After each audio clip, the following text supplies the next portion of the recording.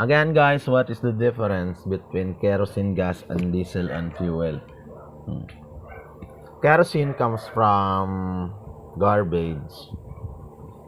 Diesel oil fuel comes from crude. There is a difference between them. However, there are studies na from kerosene, you can filter diesel and oil. Because sa realidad, ang nakita ko, ang naproduce nung Divina Gracia, kerosene. Laking panghihinayang niya nung sinabing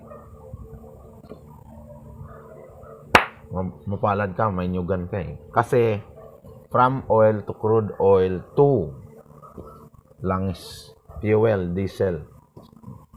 Yung sa kanya, sinunog na yung basura.